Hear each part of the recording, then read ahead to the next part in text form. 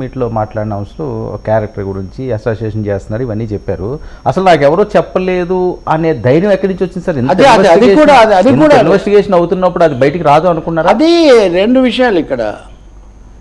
అది నిజానికి మోహన్ బాబు కేసులో కూడా అది ఉంది. దాని స్వభావం వేరే కూడా ఆయన ప్రత్యక్షంగా చేశాడు. ఇక్కడ ఏ ఒక్కరు కూడా అల్లు అర్జున్ కావాలని చేశాడని, అల్లు అర్జున్ వల్ల జరిగిందని ఎవరు అనలేదు. తగు జాగ్రత్తలు తీసుకోలేదు, పోలీసుల సలహాలు వినలేదు, వెళ్ళిపోయి ఉంటే బాగుండేది. మీరు ఒక మాట చెప్పండి సార్, మనం ఒక భవనంలో ఉన్నాము, ఆ భవనం బయట ఏదో జరిగింది అని చెప్తే మనం ఏం చేస్తాము? బాధ్యత కలిగిన మనుషులుగా ఒకటి అక్కడికి వెళ్ళి ఏం జరిగిందని సహాయపడడానికి, సంక్షోభ నివారణకు ప్రయత్నిస్తాం. రెండవది అక్కడి నుంచి వెళ్ళిపోయి పోలీసులకు తెలియజేసి పరిష్కారానికి చేస్తాం.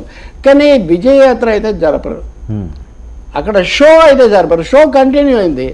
ఇన్హ్యూమన్ అంటే అనరండి దాన్ని. ఇప్పుడు వాళ్ళు కూడా మనుషులే కదండి. మీరు సూపర్ మ్యాన్ అయితే వాళ్ళు మామూలు ఆర్డినరీ మ్యాన్ చనిపోయారు. మీరు ఇప్పుడు పోలీసులు వద్దన్నారు, పోలీసులు చెప్పలేదు అంటే నేను అది కూడా ప్రశ్న వేసా. మీకు గ్లోబల్ స్థాయిలో సినిమా తీసేటంత యంత్రాంగం మీకు ఉంటుంది, ప్రతి డైలాగు ఆచితూచి రాయగలిగినటువంటి దర్శకులు, కథకులు మీ చుట్టూ ఉంటారు. కానీ ఒక అమ్మాయి బయట పడిపోయింది, ఆమె కొడుకు కూడా సరిగ్గా లేడని తెలిస్తే ఆ సీన్లో ఎలా ప్రవర్తించాలో తెలియదు మనకు. మామూలుగా ఒకసారి చూస్తే తొక్కిసలాట జరుగుతుందని అనుకుంటే ఆ విషయం జాగ్రత్త పడండి, నేను వెళ్తున్నాను, మళ్ళీ నేను రేపొద్దున నేను చూస్తాను, మామూలు హ్యూమన్ బిహేవియర్ చెప్తున్నాను నేను అని చెప్పి వెళ్దాం. దీనికి ఏం పెద్ద వేరే విశేషణాలు. కానీ అవన్నీ చేయకుండా మీరు చూపారు. అంటే రేవంత్ రెడ్డి ఏం చెప్పారో అసెంబ్లీలో దాన్నే మీరు ప్రూవ్ చేశారు. ముఖ్యమంత్రి ఏమన్నారు? మానవత్వం ఎవరైనా ఉన్న వాళ్ళు అలా చేస్తారా అన్నాడు. అదే ఆ సన్నివేశానికి పరిమితం. మీరేమంటున్నారు? నన్ను మానవత్వం లేని వాడిలాగా చిత్రిస్తున్నారు. ఆ మాట ముఖ్యమంత్రి అనలేదు, రేవంత్ రెడ్డే కాదు. ఇంతవరకు ఏ ఒక్కరు అల్లు అర్జున్కు మానవత్వం లేదని ఎవరేమో అనలేరు. అవసరం ఏముంది? ఒక్క మాట అయితే ఇదంతా అయిన తర్వాత మీడియాలో నేను కూడా ఒక చోటు చెప్పాను, హైట్ ఆఫ్ ఆరోగెన్స్, కొంచెం యాటిట్యూడ్ అంటున్నారు ఇప్పటి భాషలో, యాటిట్యూడ్ కొంత ఉన్నట్టుగా ఉంది, కొంచెం జాగ్రత్త పడి ఉండాల్సిందని అందరూ అనుకున్నారు. అది కూడా మీరు ఇప్పటికి కూడా దిద్దుకోలేదు. నిన్న అంటే ఈరోజు ఏం నాకు తెలియదు, కానీ బహుశా అల్లు అర్జున్ చేసిన మంచి పని ఏదన్నా ఉంటే ఈరోజు పోలీస్ స్టేషన్కి వెళ్దాం. అవును, ఎందుకంటే నిన్న రాత్రి కూడా నేను కామెంట్ చేశాను. నిన్న కూడా మళ్ళీ న్యాయ సలహాలు అవి ఇవి అని ఆ సలహాలు విని ఈరోజు మళ్ళీ ముందే కోర్టుకు వెళ్ళి కోర్టులో మళ్ళీ దీనికోసం ప్రయత్నించి కోర్టు మళ్ళీ ఏదో ఒక విధంగా స్పందించి ఇవన్నీ జరిగి ఉంటే ఈ కథ మరింత రసభాస అయి ఉండేది. అలా కాకుండా ఆయన జాగ్రత్తగా అక్కడికి వెళ్ళటం అన్నది మంచి పని. ఇదే పద్ధతిలో కనుక వెళ్తే ఇంకోటి కూడా, మొన్న వాళ్ళ ఇంటి మీద దాడి, కొంతమంది దాడి అండి, దాన్ని ఏదో పెద్ద తెలంగాణ కోణం అని, ఉస్మానియా యూనివర్సిటీ అని, జేఏసీ అని పెద్ద పెద్ద మాటలు నేను చెప్పాను. అలాగే దాన్ని కేసీఆర్ పంపించారని, కేటీఆర్ అని కాంగ్రెస్ వాళ్ళే చేశారని బీఆర్ఎస్ వాళ్ళు, ఇవన్నీ కూడా అర్థం లేని విషయాలు ఎవరో కొంత చేశారు. చేసిన తర్వాత జాగ్రత్త పడ్డారు. అల్లు అరవింద్ ఆ రోజు మాట్లాడుతూ మేము సంయమనం పాటించాల్సిన సమయము, మేము మాట్లాడకూడదు అన్న మాట గుర్తించారు వాళ్ళు. అది మంచిది. అన్నిటికంటే బెస్ట్ అండి కేసుల్లో ఉన్న వాళ్ళండి. మనకు తెలుసు ప్రధానమంత్రులు, మాజీ ప్రధానులు కూడా కేసులు ఎదుర్కొన్నారు. సామాన్యంగా మాట్లాడరండి, ఏం మాట్లాడితే అది ఎక్కడికి పోతుందో అని. కానీ ఇక్కడ మీరు కాన్ఫ్రంటేషన్ విత్ ది గవర్నమెంట్, ఇంకెందుకండి రేవంత్ వర్సెస్ అల్లు అర్జున్ అనే ఒక హెడ్డింగ్ మొత్తం మీడియాలో వస్తుంటే నాకేం లేదు సార్, ముఖ్యమంత్రితో నాకేం సమస్య అని మీరు ఒక్క మాట అన్నారా? అవును. ఇంకొక మాట కూడా చెప్తున్నా, నేను మొన్న కూడా చెప్పాను. ఒక ముఖ్యమంత్రి, ఇద్దరు ముఖ్యమంత్రులు చెప్పాలంటే చంద్రబాబు నాయుడు, రేవంత్ రెడ్డి కూడా మీ సినిమా బాగా ఆడడం కోసం, డబ్బులు రావడం కోసం మీ టికెట్లు పెంచుకోవడానికి అవకాశం ఇచ్చారు. చాలా సంచలనం అయింది. మీరు అందులో ముఖ్యమంత్రి పేరు మర్చిపోవడం న్యాయమేనా? ముఖ్యమంత్రి పేరు మర్చిపోతే ఇలా చేస్తారని కొంతమంది అంటున్నారు.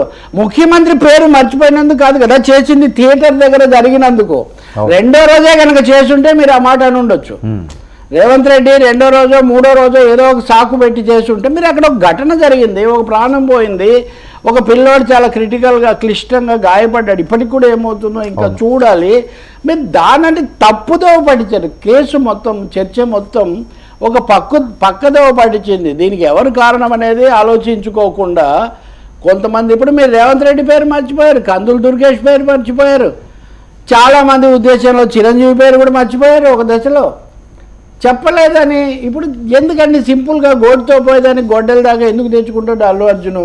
ఇప్పుడు మెగాస్టార్కు వీళ్ళకు విభేదాలు ఉన్నాయని మీరంటే మీడియా అంతా కథనాలు ఇచ్చింది అనుకున్నాం. మావైతే నాకేంటి విభేదాలు, అసలు ఆయనే కదా మాకు గాడ్ ఫాదర్ అని ఒక మాట అనొచ్చు కదా చాలా సింపుల్గా. తర్వాత నిజాలు కనీసం పరిష్కారం కోసము ఉన్న అపోహలతో ఏం చేయలేదు మీరు. ప్రతి సందర్భంలో అల్లు అర్జున్కు 2 లక్షణాలు ఉన్నట్టు కనిపిస్తుంది.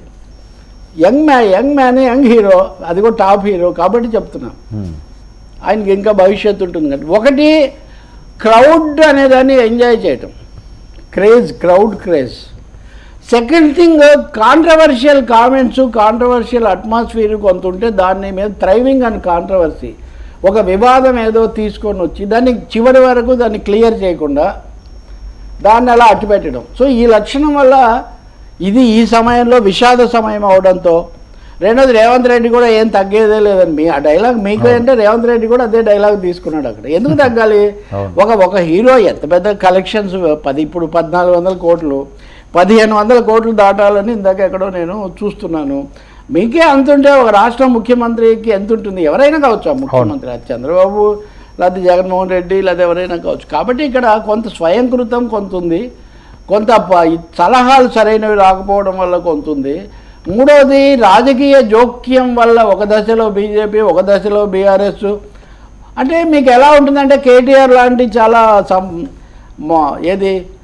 వారసుడు నిన్నటి వరకు చక్రం తిప్పినా మళ్ళీ రేపు తిప్పాలనుకుంటున్న ఒక నాయకుడు మీకు బలంగా మాట్లాడి రేవంత్ను బాగా ఆయన దూషించి ఇవన్నీ చేస్తే ఎంతో కొంత మీకు బలం అనిపిస్తుంది కదా. అలాగే అక్కడ పవన్ కళ్యాణ్ ఉన్నాడు, ఫ్యాన్స్ ఉన్నారు, ఇదంతా ఉన్నారని. సో మీరు దాంతో ఏంటంటే ఒక నిందితుడుగా కానీ ఒక నటుడుగా అన్నింటిని మించి లక్షలాది కోట్ల మంది ప్రజల అభిమానం పొందిన ఒక నటుడుగా కానీ అల్లు కుటుంబ వారసుడుగా కానీ మీరు ఎంత జాగ్రత్త అల్లుడుగా కానీ మెగా సతీమణి మేనల్లుడుగా కానీ మీరు తీసుకోవాల్సిన జాగ్రత్త మీరు తీసుకోలేదు. తీసుకోకపోగా ముఖ్యమంత్రి ఎంట్రీ పోలీసులు కూడా నిందితులను చేస్తారు. మీరు నిందితులుగా ఉండే పోలీసులు నిందితులు అంటే కోర్టు ఏం చెప్తుంది వేరే విషయం, జరిగినంత వరకు. దానివల్ల ఈ పరిస్థితి వచ్చింది. Police got every right to summon Allu Arjun. ఇప్పుడే కాదు, రెండోసారి కూడా చేయొచ్చు. ఇప్పుడు ఇందాకటి నుంచి ఒక కథ నడుస్తుంది ఏమని, ఆయన మళ్ళీ సంధ్యా థియేటర్కి తీసుకుపోతారు. ఎందుకు చెప్తున్నానంటే ఇది కూడా ఎందుకు అవసరం అవుతుందంటే వర్మ, సంధ్యా థియేటర్ మీకు తెలుసు కదా, మూలకు చిన్న మెట్ల మీద నుంచి అట్లా వెళ్ళే సీన్ ఉంది, మళ్ళీ ఆయన తీసుకొస్తున్న సీన్ ఉంది, పోలీసులు విడుదల చేశారు. విడుదల చేశాక వీళ్ళు ఇంకోటి వీళ్ళంటే ఎవరో నాకు తెలియదు, ఒక వైరల్ అని ఇంకోటి విడుదల చేశారు. సో పోలీసులు చెప్పింది కాదు, దీనికి భిన్నమైనటువంటి వీడియో ఒకటి విడుదలై సర్క్యులేట్ అవుతుంది. ఇప్పుడు 2 వీడియోలు ఉన్నాయి. అంటే పోలీసులు ఇది చెప్తుంది నిజం కాదని ఇప్పటికి కూడా చెప్పే వీడియోలు తిరుగుతున్నాయి. సో ఇప్పుడున్న ఒకే ఒక మార్గం ఏమవుతుంది, సీన్ రీకన్స్ట్రక్షన్. అయితే ఇప్పుడు మీరు ఇందులో అంటున్నట్టుగా మార్నింగ్ షోనో లేకపోతే మ్యాట్నీనో నడుస్తుంటే అప్పుడు తీసుకుపోవచ్చు. They will have their own methods. వాళ్ళు థియేటర్తో ఒక టైం ఫిక్స్ చేసుకొని ఖచ్చితంగా చెప్పండి. రేపు కోర్టు అయినా అడుగుతుంది, పోలీసులను కూడా అడుగుతుంది, ఇది మీరు ఇదంతా చేశారా లేదా అని.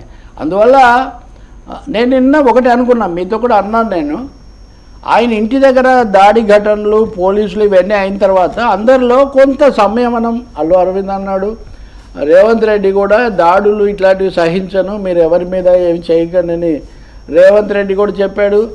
పోలీసులు కూడా మేము చెప్పాల్సింది చెప్పాము అన్న పద్ధతిలోకి వాళ్ళు వెళ్ళిపోయారు. ఆ ఏసీపీ మాజీ సస్పెండెడ్ ఏసీపీ అన్నారు, ఆయన ఒక్కడు కొంచెం శృతి మించి అనధికారికంగా మాట్లాడాడు కాబట్టి ఆయన విషయంలో చర్య తీసుకుంటారు. అంతటితో కథ కొలిక్కి వచ్చింది. కానీ ఇక్కడ రాజకీయం ప్రవేశించింది. మళ్ళీ ఈ కథను ఇలా ముగియనివ్వడం రాజకీయానికి ఇష్టం లేదు.